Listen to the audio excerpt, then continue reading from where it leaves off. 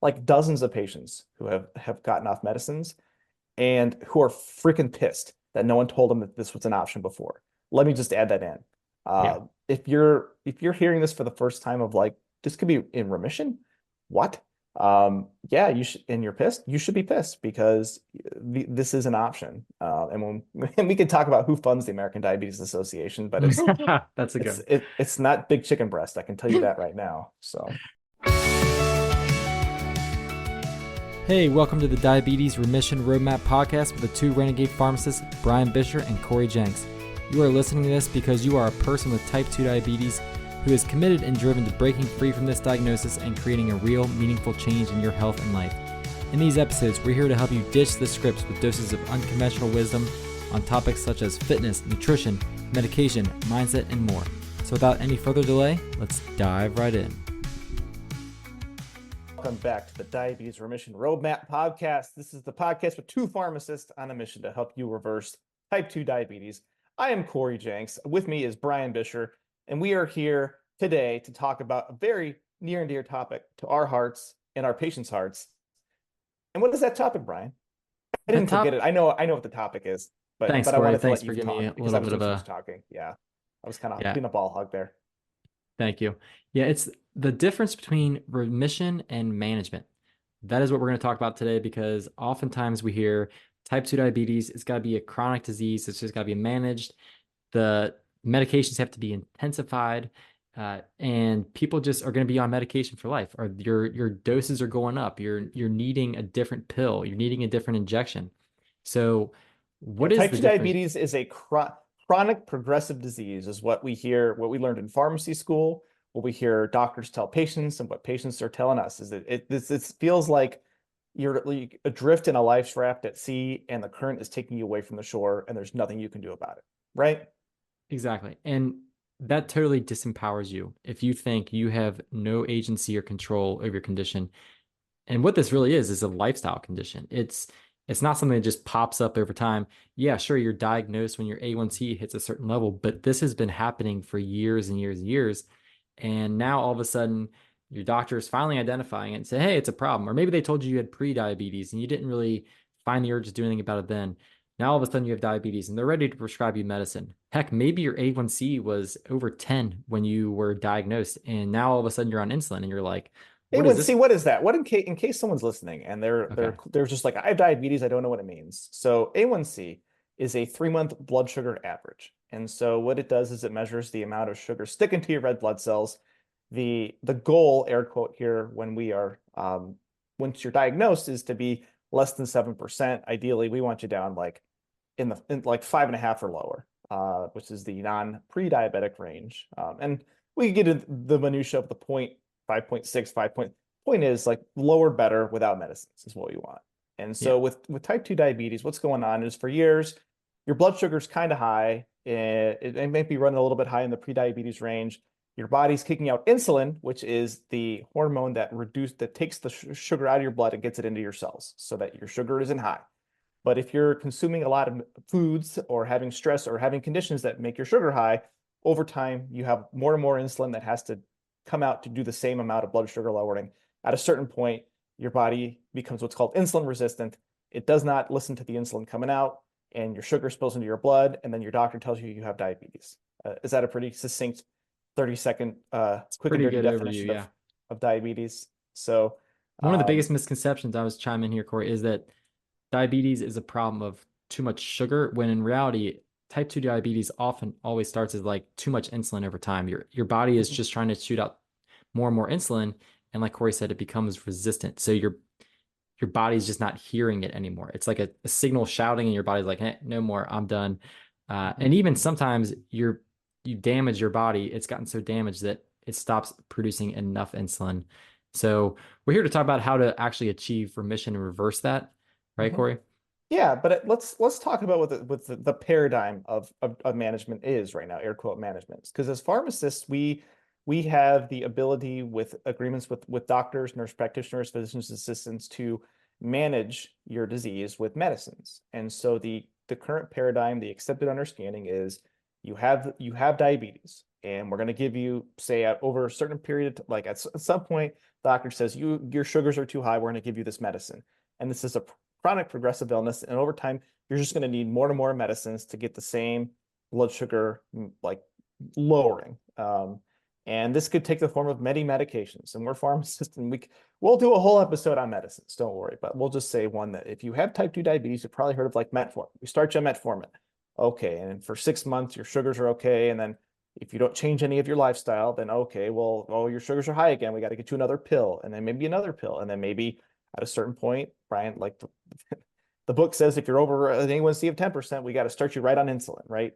And which is so dumb, because if you have too much insulin to treat a disease with too much insulin with more insulin is it's dumb in many ways, and we can talk about why that is in maybe a future episode. So essentially, the paradigm is we give you medicines, we give you more medicines to achieve a reasonable management, and then you look up 5, 10, 15 years later, and you're on 10 medicines for a myriad of issues as far as blood sugar, blood pressure, cholesterol, etc.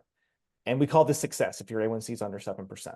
And this is what I see. I have patients that are on 25 medicines because of the ravages of their diabetes and their insulin resistance, but their A1C is 6.8%, and it was 8%. And we say, good job. We're doing a good job because your A1C is under 7%. And meanwhile, the poor patient is taking medicines 4 times a day, checking their sugar 4 times a day. They can't leave their house without a gym bag full of medicines.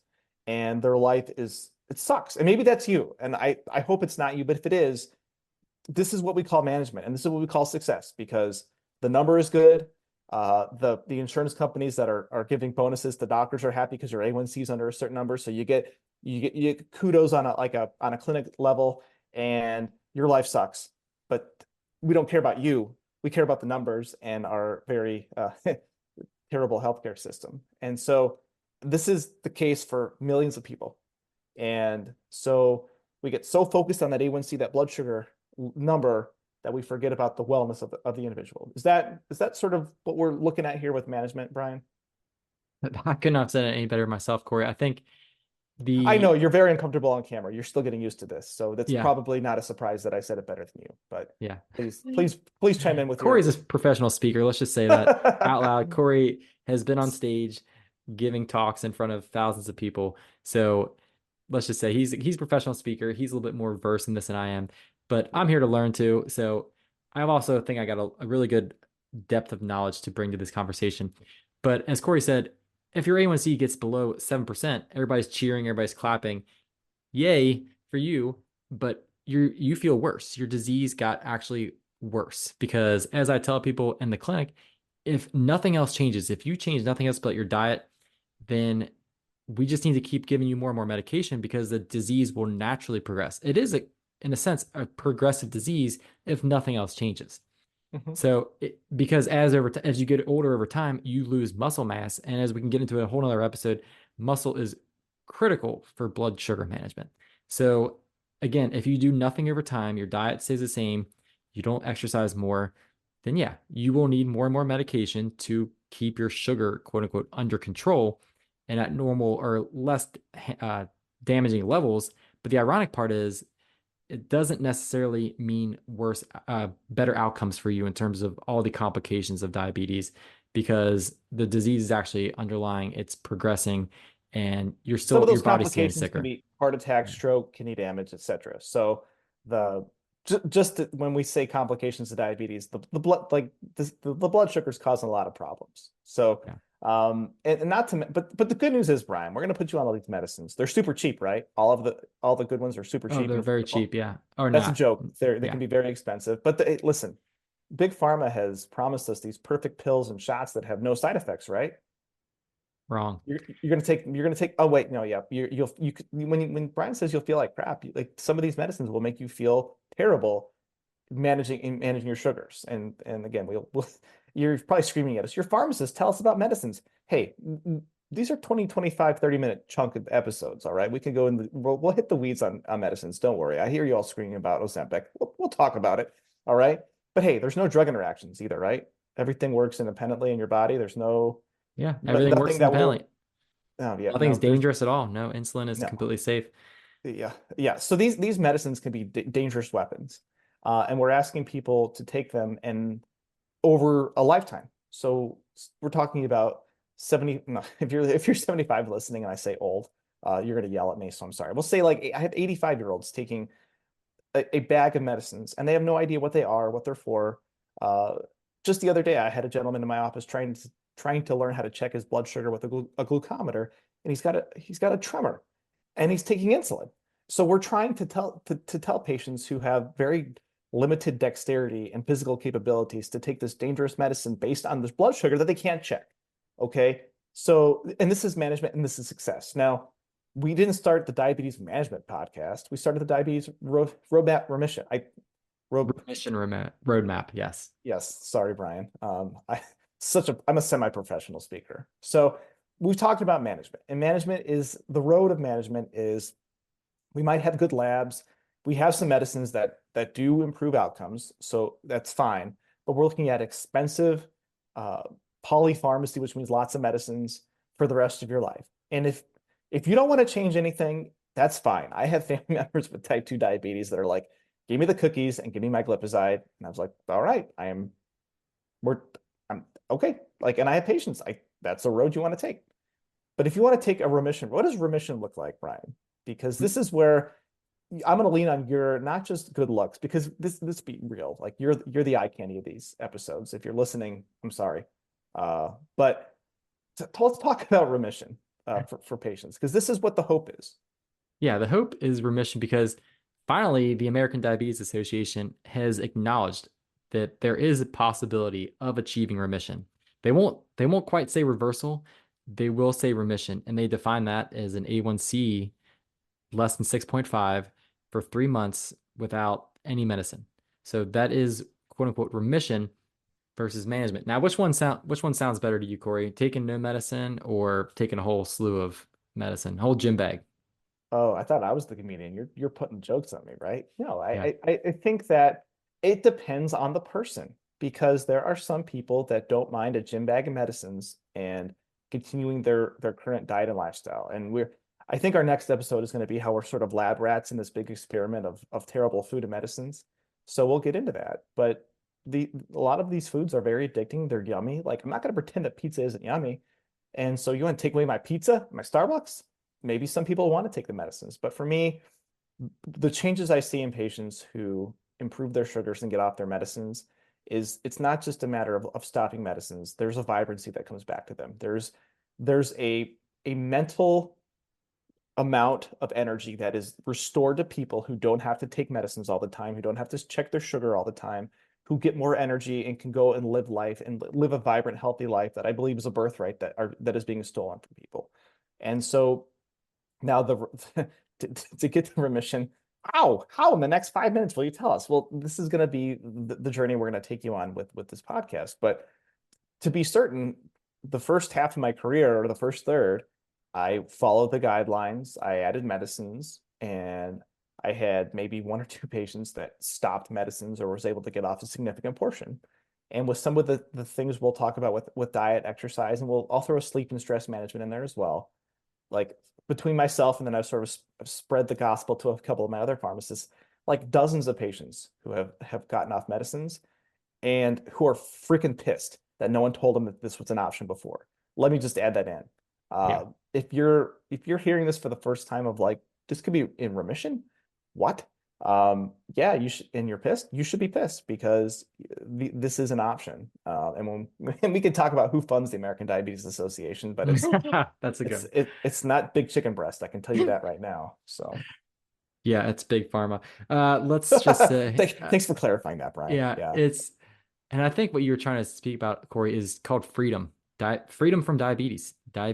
freedom, med free, and you just feel better. And so that's the best part about this is you can go management and have your cookies and take your medicine.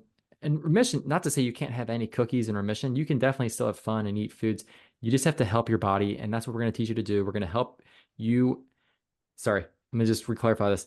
Help yourself with helping your body, doing certain things and getting to the root cause of the disease, reducing your insulin levels, putting on more muscle mass, decreasing body fat and fat that's in bad places around your organ that is causing this disease to begin with. So Mhm. that's what remission is. The difference is actually addressing the root cause versus just managing the overall condition. And I think there was one thing I wanted to add, Corey, but now I've totally forgot what I was going to That's say. okay because I have a great. I want to add we're near. I think we're nearing the end of this episode, right? Yeah, we're good. We're Yeah. such professional. Listen, folks, we are professional pharmacists.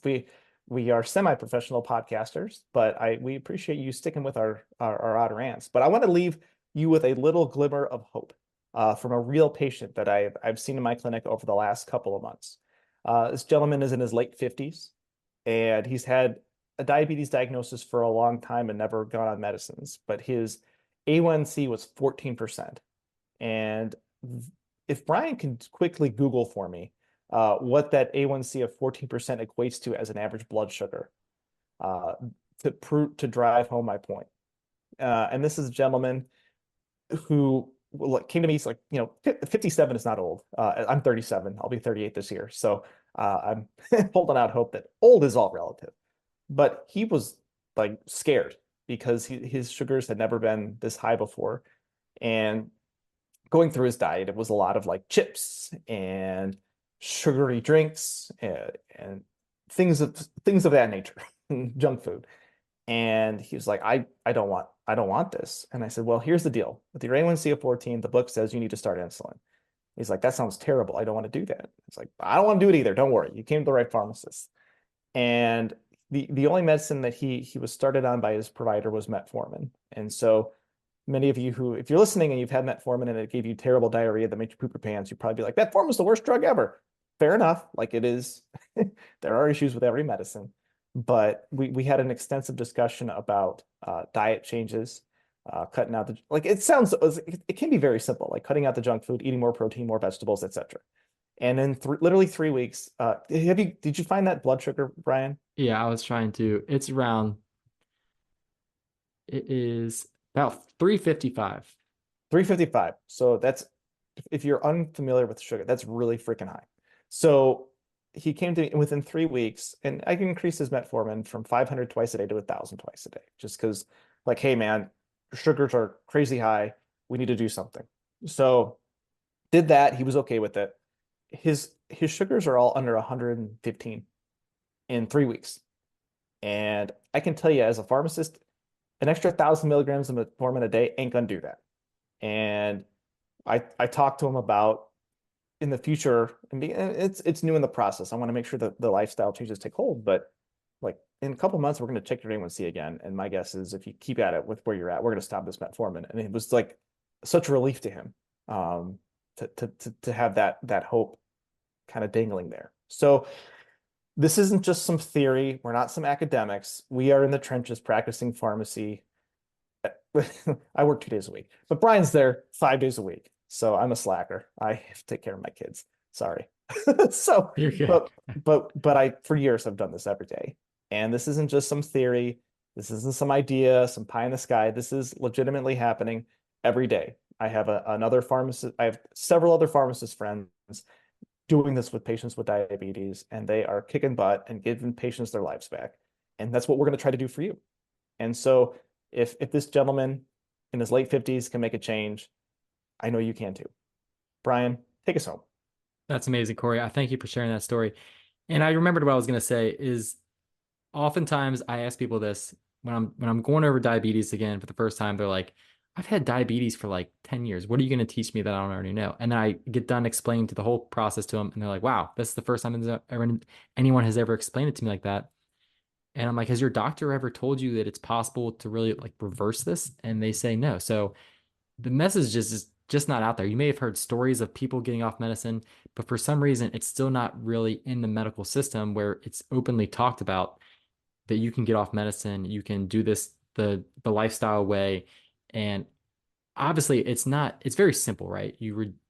Reduce carbs, you help your body out with strength training, exercise, but doesn't mean it's easy. And that's why we're here. And that's why honestly, remission management is easier than remission. Mhm. It's just easier for the doctors. It's easier for everybody. They just say, hey, let's just do a pill because, like I said before, they're not really trained to go through the lifestyle, the management, to actually talk about habit change. And I want to just drive that home. We're going to talk about how you actually change your habits, how you change your eating, and how you make this sustainable so that it can be a lifetime achievement, not just something short term.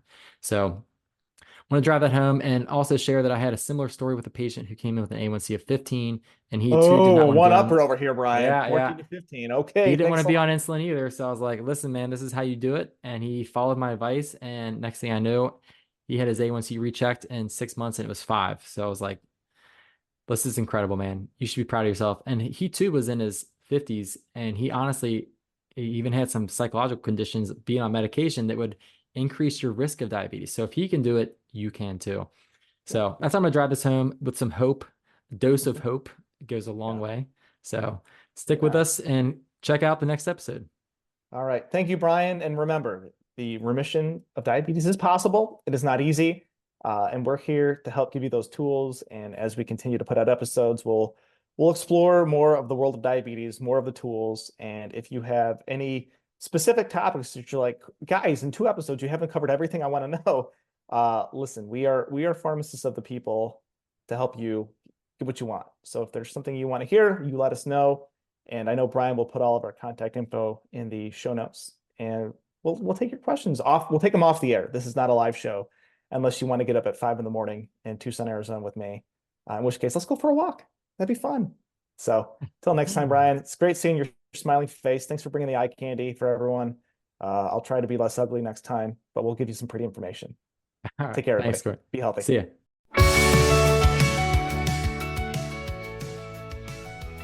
Thanks for listening. Now go ahead and hit that subscribe button so you don't miss a single episode. And you can join us on the journey and roadmap to remission.